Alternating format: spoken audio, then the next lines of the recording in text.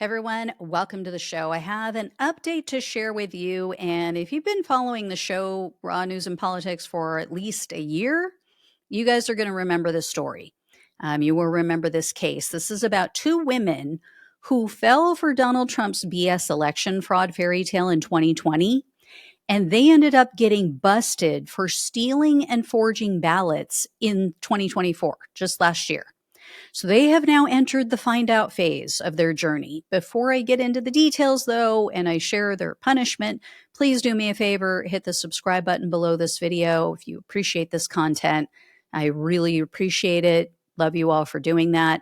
And thank you so much for helping me hit 200,000. Took me I think 5 years to get to 100,000.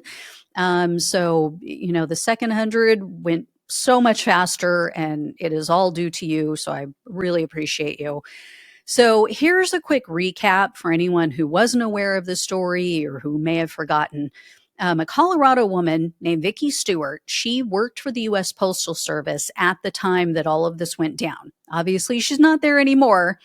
But Stewart decided, and I guess roped in her friend, Jane Maxidon. I think that's how you pronounce it. She also goes by Smith, by the way. So she convinces Smith, I believe, or Maxidon, that she wanted to test out the election system. So she devises this plot to steal ballots, forge them, and then submit them. And, we'll see if they get counted. Well, at least, that's the excuse. That's the reason that Maxidon gave to the investigators after they got caught. And I should mention a couple things. So Stewart is an unaffiliated voter. Maxidon is a registered Republican. So these were not Democrats trying to game the system. So anyway, Maxidon admitted to the authorities that Stewart is the one who stole the ballots, and then she gave them to Maxidon. Maxidon then filled them out, forged the signatures, gave them back to Stewart, and then she submitted them. Well, the investigators are saying they think that Stewart actually may have completed some of them herself. And there's some discrepancy also regarding the number of fraudulent ballots, because the arrest affidavit said that there were at least 20 victims, but the prosecutor only listed 16 known victims. And then state election officials said that they identified at least 12. So I don't know. I don't know what the final tally was. Unfortunately, some of them were not detected when they went through the signature verification process. And the authorities admit at least one fraudulent ballot was counted. Again, there's discrepancy there. One report says one, another one says several. This is why I wish that every state had an election process like we do here in California, because you automatically get an email and or a text, depending on how you signed up, and it lets you know, hey, your ballot has been mailed. You should be expecting it any day. And then after they get it back from you, after they receive your completed ballot, you get another notification, again, by email and or text, and it lets you know, we got your ballot, been received, it's been counted, we're good. So, if something shady happens with your ballot, or, if you never receive it, you're immediately notified. You can reach out to the authorities, say, hey, you said I was supposed to get my ballot, I never got it. Or if, they say, hey, your ballot's been counted, and you're like, what the heck? I didn't turn it in. So anyway, back to the story.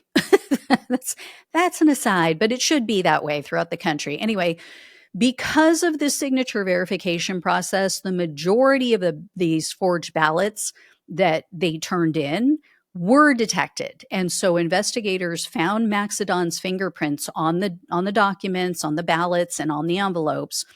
So they arrest her, they bring her in for questioning. She throws Stewart under the bus.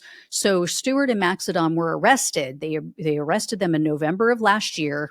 Stewart had been charged with 34 crimes, and she has since pleaded guilty to 2 counts.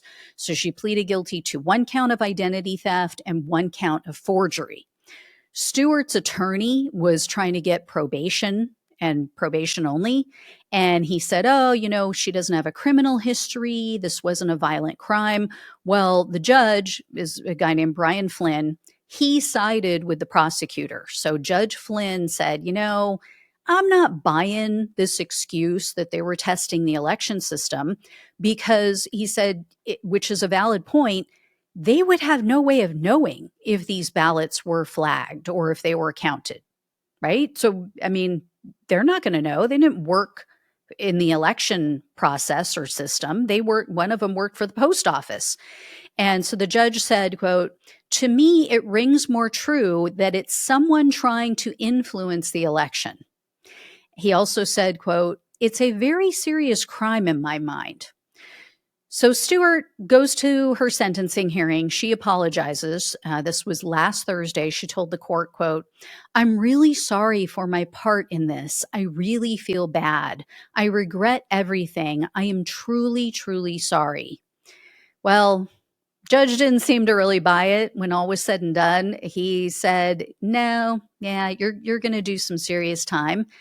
This was kind of shocking to me. So Stewart was sentenced to 5 years in prison because, as I said, the judge said, this is serious. I don't buy your excuse. He also cited her lack of responsibility before the sentencing.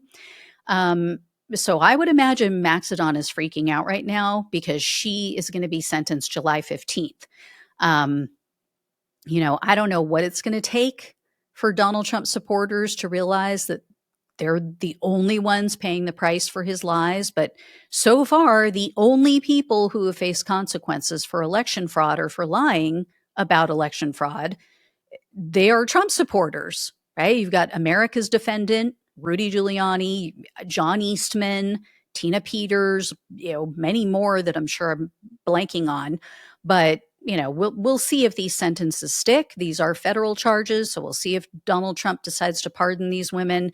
But the reason I said I'm surprised at the sentence is because, again, if you guys have been following the show for a while, there have been people who have made overt, violent threats against people working in the system, in the election system, whether it be, election workers, whether it be, secretaries of state, whomever, and they have gotten slaps on the wrist.